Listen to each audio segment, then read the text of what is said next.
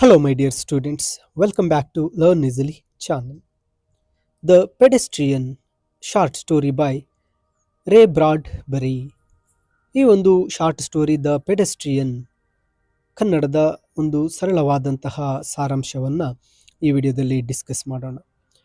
ರೇ ಬ್ರಾಡ್ಬರಿಯವರು ಈ ಒಂದು ಪೆಡೆಸ್ಟ್ರಿಯನ್ನನ್ನು ಈ ಕಥೆಯನ್ನು ಭವಿಷ್ಯ ಅಂದರೆ 2052-53ನೇ ಒಂದು ವರ್ಷಗಳ ಒಂದು ಕಾಲದಲ್ಲಿ ಹೇಗಿರಬಹುದು ಅಂತಕ್ಕಂತಹ ಕಥೆಯನ್ನು ಬರೆದಿರ್ತಾರೆ.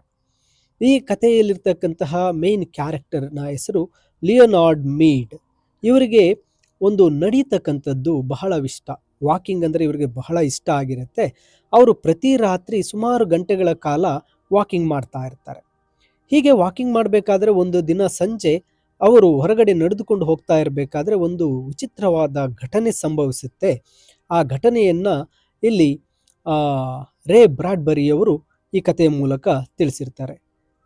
ಈ ಒಂದು ಕತೆ 1951ರಲ್ಲೇ ಬರೆಯಲಾಗಿರುತ್ತೆ. ಆದರೆ ಇದು ಭವಿಷ್ಯದ ಬಗ್ಗೆ ಪ್ರತಿಬಿಂಬಿಸುತ್ತೆ. 2052-53ನೇ ಇಸ್ವಿಯನ್ನ ಈ ನಡೀತಕ್ಕಂಥ ಘಟನೆಯನ್ನ 1951ರಲ್ಲೇ ಬರೆದಿರ್ತಾರೆ.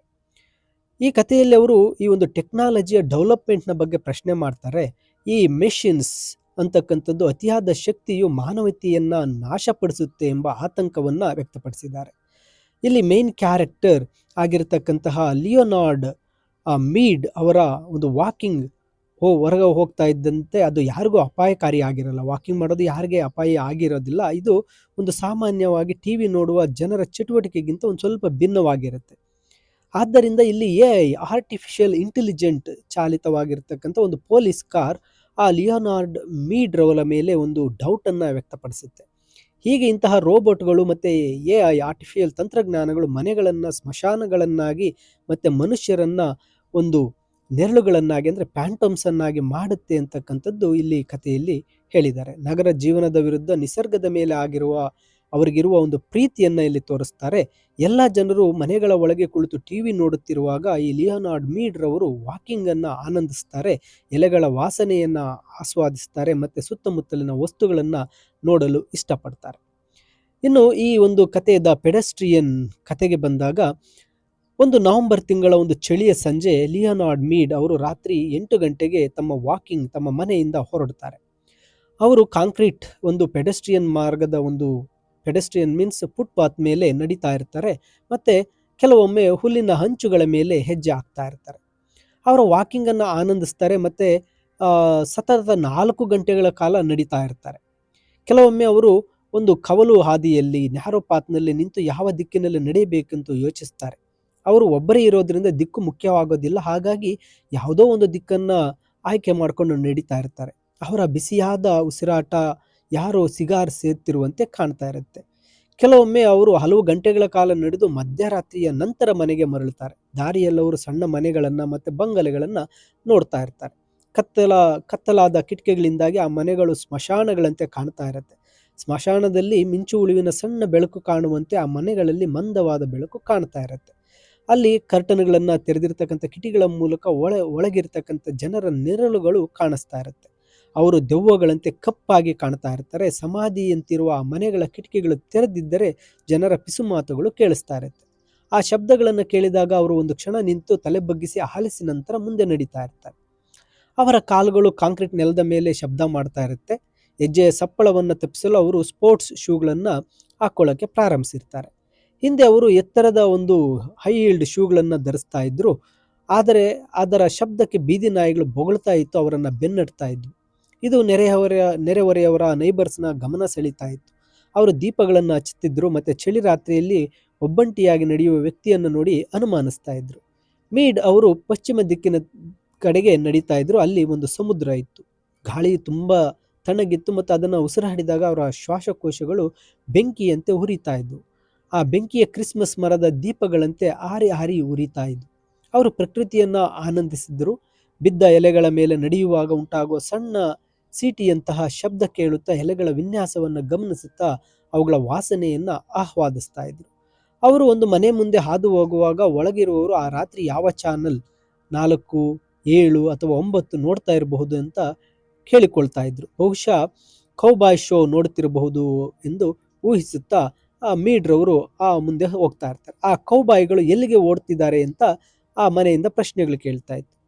ಸೈನಿಕರ ಕಾರ್ಯಾಚರಣೆಯ ಒಂದು ಅವರು ನೋಡ್ತಾ ಇದ್ರು. ಅವರ ಮುಂದಿನ ಒಂದು ಗುಡ್ಡವನ್ನ ಹತ್ತುವುದನ್ನು ತಾವೇ ನೋಡಬಹುದೇ ಎಂದು ಹೇಳಿಕೊಳ್ತಾ ಇದ್ರು. ಗಲ್ಲಿಗಳಲ್ಲಿ ಒಂದು ಜೀವ ಕಳೆಯೇ ಇರಲಿಲ್ಲ.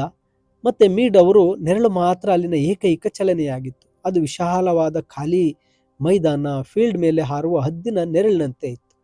ಮೀಡ್ ಅವರು ಸುಮ್ಮನೆ ನಿಂತು ಕಣ್ಣು ಮುಚ್ಚಿದರೆ ತಾವು ಅರಿಜೋನಾ ಮರುಭೂಮಿಯ ಮಧ್ಯದಲ್ಲಿ ನಿಂತಿರುವಂತೆ ಭಾಸವಾಗ್ತಾ ಇತ್ತು. ಸುತ್ತಮುತ್ತಲಿನ ಮನೆಗಳ ಉಪಸ್ಥಿತಿ ಯಾವುದೇ ಮಹತ್ವ ಇರಲಿಲ್ಲ. ರಸ್ತೆಯು ಒಣಗಿದ ನದಿ ಪಾತ್ರದಂತೆ ಕಾಣ್ತಾ ಇತ್ತು. ಸಮಯ 8:30 ಆಗಿರುವುದನ್ನು ಅವರು ಗಮನಿಸಿದರು. ಮನೆಯೊಳಗಿನವರು ಟಿವಿಯಲ್ಲಿ ಕೊಲೆ ರಹಸ್ಯ, ರಸಪ್ರಶ್ನೆ, ನಾಟಕ ಅಥವಾ ಕಾಮಿಡಿ ಶೋ ನೋಡುವಲ್ಲಿ ನಿರತರಾಗಿದ್ದಾರೆ ಅಂತ ಅವರು ಆಲೋಚಿಸ್ತಾರೆ. ಒಂದು ಮನೆಯಿಂದ ನಗುವಿನ ಕ್ಷೀಣ ಧ್ವನಿ ಕೇಳಿ ಅವರು ನಿಂತರು. ಆದರೆ ಮುಂದೆ ಏನು ಆಗದೇ ಇದ್ದಾಗ ಅವರು ನಡೆಯತೊಡಗುತ್ತಾರೆ. ಹಾದಿಯು ಹಾಳಾಗಿದ್ದ ಒಂದು ಕಡೆ ಮೀಡ್ ಅವರು ಎಡವಿದರು. ಆ ರೀತಿ ಸಂಜೆ ನಡಿಗೆ ಪ್ರಾರಂಭಿಸಿ 10 ವರ್ಷಗಳಾಗಿತ್ತು ಮತ್ತು ಇದುವರೆಗೂ ಅವರಿಗೆ ಒಬ್ಬನೇ ಒಬ್ಬ ವ್ಯಕ್ತಿಯು ನಡೆದುಕೊಂಡು ಹೋಗೋದನ್ನು ಎದುರಾಗಿರಲಿಲ್ಲ. ಮೀಡ್ ಅವರು ಕ್ಲೋವರ್ ಲೀಫ್ ಆಕಾರದ ಒಂದು ದೊಡ್ಡ ಕ್ರಾಸ್ ರೋಡನ್ನು ತಲುಪ್ತಾರೆ. ಹಗಲಿನಲ್ಲಿ ಈ ರಸ್ತೆಗಳು ಬಹಳ ಬ್ಯುಸಿಯಾಗಿರ್ತಾ ಇದ್ವು. ಕಾರುಗಳ ಸಾಲು ಏನೋ ಒಂದನ್ನು ಬೆನ್ನಟ್ಟುವ ಕೀಟಗಳಂತೆ, ವಾಹನಗಳ ಹೊಗೆ ಧೂಪದಂತೆ ಕಾಣ್ತಾ ಇತ್ತು. ಆದರೆ ರಾತ್ರಿಯಲ್ಲಿ ಚಂದ್ರನ ಬೆಳಕಿನಲ್ಲಿ ರಸ್ತೆಗಳು ಒಣಗಿದ ನದಿಯಂತೆ ಕಾಣ್ತಾ ಇತ್ತು. ಅವರು ಮನೆಗೆ ಮರಳಿ ತಿರುಗಿದರು. ಮತ್ತೆ ಮನೆಯಿಂದ ಒಂದು ಬ್ಲಾಕ್ ದೂರದಲ್ಲಿದ್ದಾಗ ಒಂದು ಪೊಲೀಸ್ ಕಾರ್ ಅವರನ್ನು ತಡೆಯಿತು. ಅದರ ಮೇಲಿನ ದೀಪಗಳು ಮಿನುಗ್ತಾ ಇದ್ವು ಮತ್ತು ಒಳಗಿನಿಂದ ಕಂಪ್ಯೂಟರ್ ಒಂದು ರೆಕಾರ್ಡೆಡ್ ಸೌಂಡ್ ಕೇಳಿಸಿತು. ಮೀಡ್ ಅವರಿಗೆ ಅಲ್ಲೇ ನಿಲ್ಲಲು ಮತ್ತೆ ಕೈಗಳನ್ನು ಮೇಲೆತ್ತಲು ಅದು ಆರ್ಡರ್ ಮಾಡಿತು. ಇಲ್ಲದಿದ್ದರೆ ಗುಂಡು ಹಾರಿಸೋದಾಗಿ ಒಂದು ವಾರ್ನಿಂಗ್ ಅನ್ನು ನೀಡಲಾಯಿತು. ನಗರದ ಜನಸಂಖ್ಯೆ ಸುಮಾರು 30 ಲಕ್ಷವಿದ್ದರೂ ಅಪರಾಧ ಪ್ರಮಾಣ ಕಡಿಮೆಯಾದ ಕಾರಣ ಕೇವಲ ಒಂದು ಪೊಲೀಸ್ ಕಾರ್ ಇತ್ತು. ಆ ಧ್ವನಿ ಅವರ ಹೆಸರನ್ನು ಕೇಳಿದಾಗ ಅವರು ಲಿಯೋನಾರ್ಡೋ ಮೀಡ್ ಅಂತ ಉತ್ತರಿಸ್ತಾರೆ. ಆ ಪೊಲೀಸ್ ಕಾರ್ ಕೇಳುತ್ತೆ ನಿಮ್ಮ ಹೆಸರೇನು ಅಂತ. ಆಗ ಲಿಯೋನಾರ್ಡೋ ಮೀಡ್ ಅಂತ ಉತ್ತರಿಸ್ತಾರೆ. ಅವರು ಯಾವುದಾದ್ರೂ ವ್ಯಾಪಾರ ಅಥವಾ ವೃತ್ತಿಯಲ್ಲಿದ್ದಾರೆಯೇ ಅಂತ ಅದು ಕೇಳುತ್ತೆ. ತಾವು ಒಬ್ಬ ಲೇಖಕ ಅಂತ ಹೇಳಬಹುದು ಅಂತ ಅವರು ಉತ್ತರಿಸಿದರು. ಆ ಒಂದು ಕಂಪ್ಯೂಟರ್ ವಾಯ್ಸ್ ಅದೊಂದು ವೃತ್ತಿಯೇ ಅಲ್ಲ ಎಂದು ತನಗೆ ತಾನೇ ಗೊಣಗಿಕೊಂಡಂತೆ ಕೇಳಿಸ್ತದೆ. ಕಾರಿನ ಬೆಳಕು ಮ್ಯೂಸಿಯಂನಲ್ಲಿ ಪ್ರದರ್ಶನಕ್ಕೆ ಇಟ್ಟಿರುವ ವಸ್ತುವಿನ ಮೇಲೆ ಬೀಳುವ ಸ್ಪಾಟ್ಲೈಟ್ನಂತೆ ಇತ್ತು. ಕಳೆದ ಕೆಲವು ವರ್ಷಗಳಿಂದ ತಾನು ಏನನ್ನೂ ಬರೆಯದ ಕಾರಣ ಅದನ್ನು ವೃತ್ತಿ ಎಂದು ಕರೆಯಲು ಸಾಧ್ಯವಿಲ್ಲ ಎಂದು ಲಿಯೋನಾರ್ಡೋ ಮೀಡ್ರವರಿಗೆ ಆ ಕಾರು ಒಂದು ಆನ್ಸರ್ ಮಾಡುತ್ತೆ. ಈಗ ಮ್ಯಾಗಝೈನ್ಗಳು ಮತ್ತು ಪುಸ್ತಕಗಳು ಮಾರಾಟವಾಗ್ತಾ ಇಲ್ಲ, ಏಕೆಂದರೆ ಎಲ್ಲರೂ ಕೇವಲ ಟಿವಿ ನೋಡ್ತಾ ಇದ್ದಾರೆ. ಜನರು ದೆವ್ವಗಳಂತೆ ಟಿವಿಯ ಮುಂದೆ ಕುಳಿತಿರ್ತಾ ಇದ್ರು. ಟಿವಿಯ ಬೆಳಕು ಅವರ ಮುಖದ ಮೇಲೆ ಬೀಳ್ತಾ ಇತ್ತು, ಆದರೆ ಅದರ ವಿಷಯಗಳು ಅವರ ಮನಸ್ಸನ್ನು ತಲುಪ್ತಾ ಇರಲಿಲ್ಲ, ಏಕೆಂದರೆ ಅವರು ಆಸಕ್ತಿಯಿಂದ ನೋಡ್ತಾ ಇರಲಿಲ್ಲ. ಅವರಿಗೆ ಯಾವುದೇ ವೃತ್ತಿ ಇಲ್ಲ ಎಂದು ಆ ಧ್ವನಿ ಮತ್ತೆ ಹೇಳಿತು. ಮತ್ತು ಆ ಸಮಯದಲ್ಲಿ ಹೊರಗೆ ಏನು ಮಾಡ್ತಾ ಇದ್ದೀರಾ ಅಂತ ಕೇಳಿತು. ತಾವು ವಾಕಿಂಗ್ ಮಾಡ್ತಾ ಇರೋದಾಗಿ ಮೀಡ್ ಉತ್ತರಿಸಿದರು. ಕೇವಲ ತಾವು ವಾಕಿಂಗ್ ಮಾಡ್ತಾ ಇದ್ದೇವೆ ಅಂತ ಹೇಳ್ತು. ನಂತರ ಆ ಧ್ವನಿ ಒಂದು ವಿಚಿತ್ರ ಎನಿಸ್ತು. ಎಲ್ಲಿಗೆ ಯಾರೋ ಏಕೆ ನಡೀತಿದ್ದಾರೆ ಅಂತ ಪ್ರಶ್ನೆ ಮಾಡ್ತು. ತಾಜಾ ಗಾಳಿಗಾಗಿ, ಫ್ರೆಶ್ ಏರ್ಗಾಗಿ ನಡೀತಾ ಇದ್ದೇನೆ, ಮತ್ತೆ ಸುತ್ತಮುತ್ತ ನೋಡಲು ನಡೀತಾ ಇದ್ದೇನೆ ಅಂತ ಮೀಡ್ ಉತ್ತರಿಸಿದರು. ಮತ್ತೆ ಆ ಕಾರ್ ಅವರ ವಿಳಾಸವನ್ನ ಕೇಳಿದಾಗ number 11 south Saint James street ಅಂತ ಮೀಡ್ರವರು ಉತ್ತರ ಕೊಡ್ತಾರೆ. ಮನೆಯೊಳಗೆ ಏರ್ ಕಂಡೀಷನರ್ ಮೂಲಕ ಗಾಳಿ ಸಿಗುತ್ತದಲ್ಲವೇ ಅಂತ ಆ ಕಾರ್ ಮತ್ತೆ ಕೇಳುತ್ತೆ. ಅದಕ್ಕೆ ಲಿಯೋನಾರ್ಡೋ ಮೀಡ್ ಹೌದು ಅಂತಾರೆ.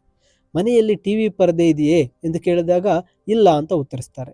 ಇದನ್ನು ಕೇಳಿದ ಆ ಒಂದು ಕಾರ್ ಒಂದು ರೀತಿ ಸಿಡಿದಂತೆ ಶಬ್ದ ಮಾಡುತ್ತೆ. ಮೀಡ್ ಅವರು ಟಿವಿ ಇಲ್ಲ ಎಂದು ಕೇಳುವ ಮೂಲಕ ತಮ್ಮನ್ನು ದೂಷಿಸ್ತಾ ಇದ್ದಾರೆ ಎಂದು ಅದಕ್ಕೆ ಅನಿಸಿರುತ್ತೆ. ಫ್ರೆಶ್ ಏರ್ ಬೇಕಿದ್ದರೆ ಎಸಿ ಮೂಲಕ ಮನೆಯಲ್ಲೇ ನೀವು ತಗೋಬಹುದು ಅಂತ ಆ ಕಾರ್ ಹೇಳುತ್ತೆ. ಹಾಗೆ ಹೊರಗಡೆ ನೋಡಬೇಕಿದ್ರೆ ಟಿವಿ ಪರದೆ ಮೂಲಕ ನೋಡಬಹುದಲ್ವಾ ಅಂತ ಕೇಳುತ್ತೆ. ಅವರು ಹೊರಗೆ ಇರಲು ಇವೆಲ್ಲವೂ ಅಸಿಂದು ಕಾರಣಗಳು ಎಂದು ಪೊಲೀಸ್ ಕಾರ್ ಹೇಳುತ್ತೆ.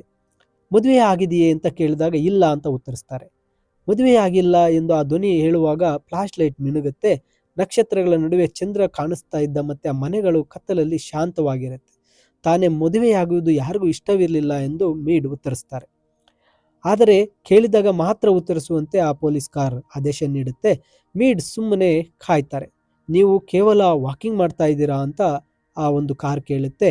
ಮೀಡ್ ಅದನ್ನು ಹೌದು ಅಂತ ಖಚಿತಪಡಿಸ್ತಾರೆ. ನೀವು ಸರಿಯಾದ ಕಾರಣ ನೀಡಿಲ್ಲ ಅಂತ ಹೇಳಿ ಆ ಒಂದು ವಾಯ್ಸ್ ಮತ್ತೆ ಹೇಳುತ್ತೆ. ಮತ್ತೆ ಅವರು ಫ್ರೆಶ್ ಏರ್ಗಾಗಿ ಮತ್ತೆ ನೋಡಲು ನಡೀತಾ ಇರುವುದು ಅಂತ ಮತ್ತೆ ಮೀಡ್ರವರು ಮತ್ತೆ ಉತ್ತರ ಕೊಡ್ತಾರೆ. ಇದನ್ನು ಮೊದಲೇ ಮಾಡಿದ್ದೀರಾ ಅಂತ ಕೇಳುತ್ತೆ. ಅದಕ್ಕೆ ಅವರು ಕಳೆದ ಹಲವು ವರ್ಷಗಳಿಂದ ಪ್ರತಿ ರಾತ್ರಿ ಮಾಡ್ತಾ ಇರೋದಾಗಿ ಲಿಯೋನಾರ್ಡೋ ಮೀಡ್ ಉತ್ತರಿಸ್ತಾರೆ. ಆಗ ಪೊಲೀಸ್ ಧ್ವನಿ ಸರಿ ಎನ್ನುತ್ತೆ. ವಿಚಾರಣೆ ಮುಗಿಯಿತೆ ಎಂದು ಮೀಡ್ ಕೇಳಿದಾಗ ಮುಗಿಯಿತು ಅಂತ ಉತ್ತರ ಬರುತ್ತೆ. ನಂತರ ಒಂದು ದೀರ್ಘವಾದ ನಿಟ್ಟುಸಿರಿನಂತೆ ಶಬ್ದ ಮತ್ತೆ ಒಂದು ಪಾಪ್ ಒಂದು ಸೌಂಡ್ ಆಗುತ್ತೆ. ಕಾರಿನ ಹಿಂದಿನ ಬಾಗಿಲು ತೆರೆದುಕೊಳ್ಳುತ್ತೆ ಮತ್ತೆ ಮೀಡ್ ಅವರಿಗೆ ಒಳಗೆ ಹತ್ತಲು ಆರ್ಡರ್ ಮಾಡುತ್ತೆ. ತಾವು ಯಾವುದೇ ತಪ್ಪು ಮಾಡದ ಕಾರಣ ಅವರು ಅಲ್ಲಿ ಅದಕ್ಕೆ ಒಪ್ಪೋದಿಲ್ಲ. ಅವರನ್ನ ಆ ಕಾರು ಒತ್ತಾಯಿಸಲಾಯಿಸುತ್ತೆ ಮತ್ತೆ ಅವರು ವಿರೋಧಿಸಿದರೆ ಮೀಡ್ ಅವರು ಕುಡಿದವರಂತೆ ಒಂದು ನಡೆಯೋಕ್ಕೆ ಸ್ಟಾರ್ಟ್ ಮಾಡ್ತಾರೆ. ಅವರು ಕಾರಿನ ಮುಂಭಾಗವನ್ನ ಒಂದು ಪಾಸ್ ಮಾಡುವಾಗ ಒಳಗೆ ಇರೋರನ್ನ ನೋಡಕ್ಕೆ ಯಾರು ಇರಬಹುದು ಅಂತ ಇಣುಕಿ ನೋಡ್ತಾರೆ. ಆದರೆ ಒಳಗಡೆ ಯಾರು ಇರೋದಿಲ್ಲ. ಆ ಕಾರ್ನೊಳಗೆ ಕೂತ್ಕೊಳ್ಳೋದಕ್ಕೆ ಅದು ಆರ್ಡರ್ ಮಾಡುತ್ತೆ. ಅವರು ಬಾಗಿಲನ್ನ ಹಿಡಿದು ಕಾರಿನ ಹಿಂಭಾಗವನ್ನ ನೋಡ್ತಾರೆ. ಅದು ಜೈಲಿನ ಒಂದು ಸಣ್ಣ ಒಂದು ರೂಮ್ ತರ ಇರುತ್ತೆ. ಅಲ್ಲಿ ಸ್ಟೀಲ್ ಒಂದು ಬೆಸಿಗೆಯನ್ನ ಹಾಕಿರತಕ್ಕಂಥ ವಾಸನೆ ಮತ್ತೆ ಆಂಟಿಸೆಪ್ಟಿಕ್ ವಾಸನೆ ಬರ್ತಾ ಇರುತ್ತೆ. ಒಳಭಾಗವು ಗಟ್ಟಿಯಾದಂತಹ ಒಂದು ಐರನ್ ನಿಂದ ಮಾಡಲಾಗಿತ್ತು. ನಿಮಗೆ ಹೆಂಡತಿ ಇದ್ದಿದ್ದರೆ ನಿಮ್ಮನ್ನ ಕರೆದೊಯ್ಯಲು ಒಂದು ನೆಪ ಇರ್ತಾ ಇತ್ತು ಅಂತ ಆ ಒಂದು ಸೌಂಡ್ ಹೇಳುತ್ತೆ. ತನ್ನನ್ನ ಎಲ್ಲಿಗೆ ಕರ್ಕೊಂಡು ಹೋಗ್ತಾ ಇದ್ದೀರಾ ಅಂತ ಮೀಡ್ರವರು ಕೇಳ್ತಾರೆ. ಕಾರು ಸ್ವಲ್ಪ ಹೊತ್ತು ನಿಂತುತ್ತೆ. ಕಾರ್ಡ್ಗೆ ಮಾಹಿತಿ ಸೇರಿಸಿದಂತೆ ಸಣ್ಣ ಗುಯಿ ಅಂತ ಒಂದು ಕ್ಲಿಕ್ ಶಬ್ದವಾಗುತ್ತೆ. ಅವರು ಮಾನಸಿಕ ಚಿಕಿತ್ಸಾ ಕೇಂದ್ರಕ್ಕೆ ಅಂದರೆ ಸೈಕ್ಯಾಟ್ರಿಕ್ ಸೆಂಟರ್ಕ್ಕೆ ನಿಮ್ಮನ್ನ ಕರ್ಕೊಂಡು ಹೋಗ್ತಾ ಇದ್ದೀವಿ ಅಂತ ಆ ಒಂದು ಕಾರ್ ಹೇಳುತ್ತೆ. ಅವರು ಮಕ್ಕಳಂತೆ ವರ್ತಿಸ್ತಾ ಇದ್ರು ಮತ್ತೆ ಇದು ಒಂದು ರಿಗ್ರೆಸಿವ್ ಟೆಂಡೆನ್ಸೀಸ್ ಅಂತ ತೋರಿಸ್ತಾ ಇತ್ತು. ಆ ಬಾಗಿಲು ಮೆಲ್ಲಗೆ ಮುಚ್ಚಿಕೊಳ್ಳುತ್ತೆ. ಕಾರು ಕತ್ತಲ ಗಲ್ಲಿಗಳ ಮೂಲಕ ಸಾಗುತ್ತೆ ಮತ್ತೆ ಅದರ ಮೇಲಿನ ದೀಪ ಮಿನುಗ್ತಾ ಇರುತ್ತೆ. ಅವರು ಹಲವು ಮನೆಗಳನ್ನು ದಾಟಿದ್ರು, ಎಲ್ಲವೂ ಕತ್ತಲಿನಲ್ಲಿದ್ದವು. ನಂತರ ಅವರ ಪ್ರಕಾಶಮಾನವಾಗಿ ಬೆಳಗ್ತಾ ಇದ್ದಂಥ ಒಂದು ಮನೆಯನ್ನು ತಲುಪ್ತಾರೆ. ಅಲ್ಲಿ ಪ್ರತಿ ಕಿಟಕಿಯಿಂದ ಹಳದಿ ಬೆಳಕು ಬರ್ತಾ ಇರುತ್ತೆ. ಅದು ನನ್ನ ಮನೆ ಎಂದು ಮೀಡ್ ಹೇಳ್ತಾರೆ. ಆ ಧ್ವನಿ ಯಾವುದೇ ಉತ್ತರ ನೀಡೋದಿಲ್ಲ. ಅದು ಆ ಒಣಗಿದ ನದಿಯಂತೆ ಇರ್ತಕ್ಕಂತಹ ಖಾಲಿ ಗಲ್ಲಿಗಳ ಮೂಲಕ ಮುಂದೆ ಸಾಗ್ತಾ ಹೋಗುತ್ತೆ. ನವೆಂಬರ್ ತಿಂಗಳ ಚಳಿಯ ರಾತ್ರಿಯಲ್ಲಿ ಯಾವುದೇ ಶಬ್ದ ಅಥವಾ ಚಲನೆ ಇರೋದೇ ಇಲ್ಲ. ಈ ರೀತಿಯಾಗಿ ದ ಪೆಡೆಸ್ಟ್ರಿಯನ್ ಕಥೆಯನ್ನ ರೇ ಬ್ರಾಡ್ರಿರವರು ಬರೆದಿರುತ್ತಾರೆ. ಇದು 1951 2052-53 ಇಸ್ವಿಯ ಒಂದು ಸಮಯದಲ್ಲಿ ಯಾವ ರೀತಿ ತಂತ್ರಜ್ಞಾನ ಇರುತ್ತೆ ಅಂತ ಊಹಿಸಿ ಬರೆದಿರ್ತಾರೆ. ಈ ಒಂದು ಕಥೆಯ ಕನ್ನಡದ ಸಾರಾಂಶವನ್ನು ಹೇಳಿದ್ದೇನೆ. ಇಂಗ್ಲಿಷ್ ಸಮರಿಯ PDF ವಿಡಿಯೋದ ಡಿಸ್ಕ್ರಿಪ್ಷನ್ನಲ್ಲಿದೆ, ಡೌನ್ಲೋಡ್ ಮಾಡಿಕೊಳ್ಳಿ. ಹಾಗೆ ವಿಡಿಯೋನ ಲೈಕ್ ಮಾಡಿ, ನಿಮ್ಮ ಸ್ನೇಹಿತರಿಗೂ ಸಹ ಶೇರ್ ಮಾಡಿ ಅಂತ ತಿಳಿಸುತ್ತಾ thank you for watching this video.